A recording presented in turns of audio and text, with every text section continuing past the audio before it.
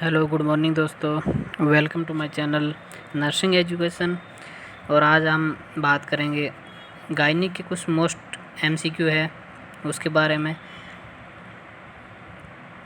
तो आगे session start करने से पहले अगर आप नए मेहमान हो तो चैनल को लाइक, शेयर और सब्सक्राइब ज़रूर कर दें। फिर आगे बढ़ते हैं क्वेश्चन आंसर के ऊपर। और ऐसे ही एजुकेशन संबंधित, नर्सिंग संबंधित मोस्ट क्वेश्चन के लिए चैनल को सब्सक्राइब ज़रूर कर दें। डेली एक वीडियो अपलोड होगा और नोटिफिकेशन ऑन कर दे, जो एनी टाइम आपको नोटिफिकेशन मिलता रहेगा। तो आज की सेशन का पहला क्वेश्चन है, best is compost of. Best किससे मिलकर बना होता है? बेस्ट में कौन सा टिश्यू होता है और क्या होता है? ए नंबर है glandular tissue, 2 number connective tissue, 3 number connective and fatty tissue, 4 number glandular and fatty tissue. तो बेस्ट कंपोस्ट होता है ग्लैंडर एंड फैटी टिश्यू। इसका सही आंसर होगा डी, ग्लैंडर एंड फैटी टिश्यू से बना होता है। इसके जो लोब वगैरह होते हैं वो फैटी टिश्यू से बने होते हैं। Next question, vulva consist of. Vulva, जो वल्वा किसे कहते हैं? वेजाइना के बाहर के पार्ट को वल्वा कहते हैं। तो सिंपल सी चीज़ है, वल्वा वेजाइना का बाहर है तो बाहर वाले सारे पार्ट उसमें आएंगे। तो ऑप्शन एक बार देख लेते हैं, यूट्रस एंड फेलोपियन ट्यूब, ये तो नहीं होगा, ये दोनों ही अंदर हो गए। यूट्रस एंड सर्विक्स, ये भी नहीं है। ओवेरी एंड यूट्रस, ये भी नहीं है। वल्वा कंसिस्ट होता है labia majora, labia minora and mons pubic से, ये मिलकर वल्वा बनाता है। तो इसका आंसर होगा डी सही। Identify the part of uterus among the following. Identify the part of uterus. Uterus के कौन कौन से पार्ट है, आइडेंटिफाई करने हैं। तो ऑप्शन में एक body, cervix, isthmus, all of the above. तो ये सारे यूट्रस के पार्ट है, इसमें करेक्ट होगा all of the above. Next question पे चलते हैं। Number 4, the most common anatomical position of uterus. Uterus की सबसे कॉमन पोजीशन, एनाटॉमिकल पोजीशन कौन सी है? किस स्थिति में वो रहता है यूट्रस? तो ऑप्शन में anteverted and anteflexed, retroverted and retroflexed, retroverted and anteflexed, anteverted and retroflexed. Normal जो यूट्रस होता है वो नॉर्मल पोजीशन एंट्रोवर्टेड यूट्रस होती है, विच टिप्ड फॉरवर्ड। उसका जो टिप होता है वो आगे से फॉरवर्ड रहता है। The uterine position is also sometime describe the relation to the location of fundus. तो इसका करेक्ट आंसर होगा anteverted and anteflexed. A answer correct होगा। चलते हैं नेक्स्ट पे। The most important muscles of pelvic floor. Pelvic floor की सबसे most muscles कौन सी है, सबसे महत्वपूर्ण मसल्स कौन सी है? तो इसका सबसे मोस्ट है लेवोटर एनी मसल्स। ये ऑप्शन सही होगा।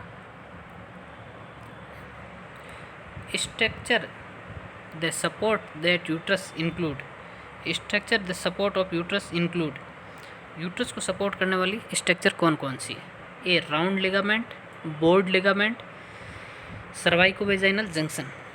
तो यूट्रस को सपोर्ट करने वाली तीनों ही सही है। इसमें बोर्ड लिगामेंट भी है, राउंड लिगामेंट भी है, सर्वाइकोवेजाइनल जंक्शन भी है। इसका करेक्ट आंसर होगा all of the above.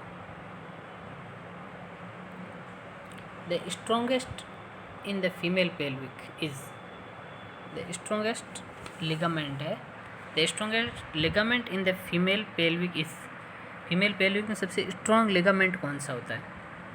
Reverse cervical, oblique cervical, transverse cervical या नन ऑफ द अबव। तो स्ट्रॉन्ग लिगामेंट है ट्रांसवर्स सर्वाइकल। सबसे स्ट्रॉन्ग ट्रांसवर्स सर्वाइकल होता है फीमेल पेल्विक में। तो ऑप्शन इसका सी सही होगा। चलते आगे क्वेश्चन पे। At term uterus weight is. At term मतलब प्रेगनेंसी में ट्रम पे पहुंच जाती है प्रेगनेंसी, 280 डेज या फिर 9 मंथ अप्रोक्सीमेट। तो ये पूछ रहा है यूट्रस का वेट कितना होगा। पहला ऑप्शन है 200 से 300 ग्राम, 400 से 500 ग्राम, 600 से 700 ग्राम, 900 से 1000 ग्राम। तो एट ट्रम पे यूट्रस का वेट होगा 900 से 1000। तो करेक्ट ऑप्शन होगा डी। चलते हैं next. The shape non pregnant uterus. Non pregnant मतलब बिना प्रेगनेंसी के यूट्रस की शेप क्या होगी? ग्लोबुलर, पियर शेप, ओवल या सिलेंड्रिकल? तो नॉन प्रेग्नेंट पूछे तो पियर शेप होगा ये। और प्रेगनेंसी में अलग अलग वीक पे अलग अलग इसकी शेप होती है, तो इसमें पियर शेप है, non pregnant. True support of uterus. True support of uterus, कौन सा लिगामेंट यूट्रस को सपोर्ट करता है? Board ligament, round ligament, cardinal ligament, uterosacral ligament? तो इसका ऑप्शन सही है कार्डिनल लिगामेंट। ट्रू सपोर्ट करता है कार्डिनल लिगामेंट। चलते हैं नेक्स्ट क्वेश्चन पे। Blood supply of the uterus. Uterus को ब्लड सप्लाई कौन सी आर्टरी करती है? यूट्रस को ब्लड सप्लाई कौन सी आर्टरी करती है? ऑप्शन देखते हैं। Ovarian artery, uterine artery, both या नन ऑफ द अबव? तो यूट्रस को दोनों आर्टरी ब्लड सप्लाई करती है, ओवेरियन और यूट्राइन आर्टरी। ब्लड सप्लाई दोनों ही करती है, ओवेरियन आर्टरी और यूट्राइन आर्टरी करती है। यूट्रस को दोनों ही ब्लड सप्लाई आर्टरी करती है। नेक्स्ट क्वेश्चन है, uterine artery is a branch of. Uterine artery है जो किसकी ब्रांच है? कौन सी आर्टरी की ब्रांच है? Abdominal aorta, external iliac artery, femoral artery या इंटरनल इलियक आर्टरी? तो यूट्राइन आर्टरी है branch of internal iliac artery. इसका करेक्ट आंसर होगा डी, इंटरनल इलियक आर्टरी की ब्रांच है यूट्राइन आर्टरी। चलते हैं नेक्स्ट क्वेश्चन पे। The layer of uterus that is select of during menstruation is. जो यूट्रस की कौन सी लेयर होती है वो सेलेक्ट ऑफ हो जाती है ड्यूरिंग मेंस्ट्रुएशन के लिए? तो एंडोमेट्रियम, मायोमेट्रियम, पेरीमेट्रियम या सिरोसा लेयर? तो सेलेक्ट ऑफ सबसे अंदर की लेयर होती है और सबसे अंदर की लेयर होती है एंडोमेट्रियम। तो इसका करेक्ट आंसर होगा एंडोमेट्रियम। 3 लेयर होती है, पेरी बाहर की, मायो अंदर की और उससे अंदर एंडो, ईएमडी बोल सकते हैं, एंडो मायो पेरी, ईएमपी शॉर्ट फॉर्म। तो एंडोमेट्रियम है जो सेलेक्ट ऑफ हो जाती है ना। चलते हैं नेक्स्ट क्वेश्चन पे। The first episode of menstruation bleeding is called. First episode होगा जो 13 to 15 ईयर्स की एज में गर्ल्स को होता है, उसे क्या कहेंगे? थैलार्की, मेनार्की, मेनोपॉज, मेनोरिया? तो इसमें मेनोरिया तो है मेंस्ट्रुएशन साइकिल का आना हर महीने, उसे मेनोरिया कहेंगे। मेनोपॉज 45 के ऊपर होते ही स्टॉप हो जाता है मेंस्ट्रुएशन साइकिल, उसे मेनोपॉज कहेंगे। और थैलार्की है, थैलार्की में ब्रेस्ट टिश्यू का डेवलप होता है। और प्यूबर्टी का सबसे पहला साइन ब्रेस्ट टिश्यू का ही डेवलप होना सबसे पहला पूछे तो थैलार्की है। और इसने पूछा मेंस्ट्रुएशन ब्लीडिंग इज कॉल्ड, तो इसका करेक्ट आंसर होगा मेनार्की। सबसे पहले मेंस्ट्रुएशन होता है 13 to 15 ईयर्स गर्ल्स के, तो उसे मेनार्की कहते हैं। करेक्ट। चलते हैं आगे नेक्स्ट क्वेश्चन पे। Station 0 is descent indicate head is at. Station 0 पे जब हेड होता है तो स्टेशन 0 किस चीज़ को इंडिकेट करता है? मतलब हेड कहाँ पे होगा तो अपन कहेंगे उसको स्टेशन 0 पे।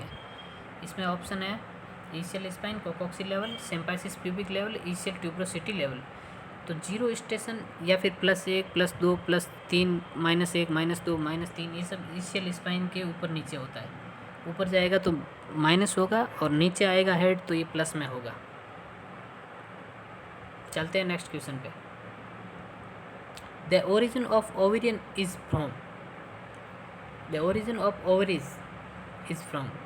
ओवरीज किस चीज़ से बनी होती है? ओवरी किस चीज़ से बनी होती है? तो इसमें ऑप्शन है जेनाइटल डिस्ट, जेनाइटल ट्यूबरकल्स, वेल्फलिन डक्ट या मुलेरियन डक्ट। तो ओवरी है जो बनी होती है जेनाइटल डिस्ट से। इसका सही आंसर होगा ए। चलते हैं नेक्स्ट क्वेश्चन पे। Ovarian artery is branch of. Ovarian जो आर्टरी है वो कौन सी आर्टरी की ब्रांच है? ऑप्शन है renal artery, internal iliac artery, external iliac artery और abdominal part of aorta.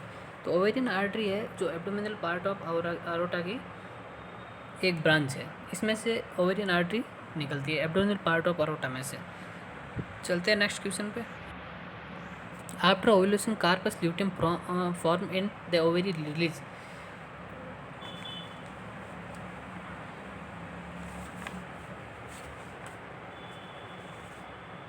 Ovulation के बाद कार्पस ल्यूटियम क्या रिलीज करेगी? तो इसमें टेस्टोस्टेरोन, एल्डोस्टेरोन, प्रोजेस्टेरोन, एस्ट्रोजन। तो जो कार्पस ल्यूटियम है ये प्रोजेस्टेरोन को रिलीज करेगी, सी सही होगा इसका। प्रोजेस्टेरोन को कार्पस ल्यूटियम ओव्यूलेशन के बाद है जो कार्पस ल्यूटियम प्रोजेस्टेरोन को सीक्रेट करेगी, इसका सही करेक्ट आंसर होगा progesterone. Fertilize ovum reached in the uterus. जो फर्टिलाइज ओवम होता है, ओवम तो यूट्रस के अंदर फर्टिलाइज होने के बाद, ओवेरीज में फर्टिलाइज होने के बाद यूट्रस में कब तक पहुंच जाता है, ये प्रोसेस में कितने दिन लगते हैं? तो ऑप्शन में अपन देखें तो 3 to 4 days, 6 to 8 days, 10 to 12 days और 12 to 14 डेज।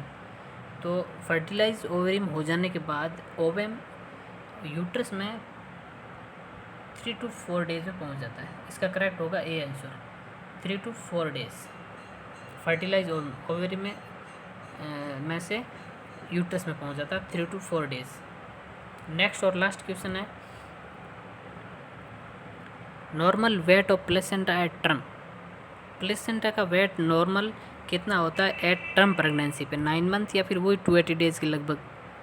तो इसमें है 1/4 ऑफ बॉडी वेट, 500, 800 ग्राम और 115 ग्राम। तो इसमें करेक्ट आंसर होगा 800 ग्राम। अगर इसमें ये प्लेसेंटा का पूछा तो 500 ग्राम होगा, प्लेसेंटा का एट टर्म 500 ग्राम होगा और इसमें 400 ml पर मिनट से ब्लड फ्लो होगा प्लेसेंटा में, 400 ml पर मिनट ब्लड फ्लो होगा। ठीक है, थैंक यू दोस्तों, आज कुछ इतने क्वेश्चन थे, मिलते हैं नेक्स्ट वीडियो में, जब तक गुड बाय। चैनल को सब्सक्राइब और नोटिफिकेशन ऑल ज़रूर कर लेना, हर वीडियो का नोटिफिकेशन आपको मिलता रहेगा। ऐसी डेली एक वीडियो में लाता रहूँगा, आपका रिवीजन हो जाएगा। अगर नॉलेज नहीं है तो आपके लिए नॉलेज बढ़ेगा, नॉलेज है तो आपका रिवीजन होता रहेगा। Thank you.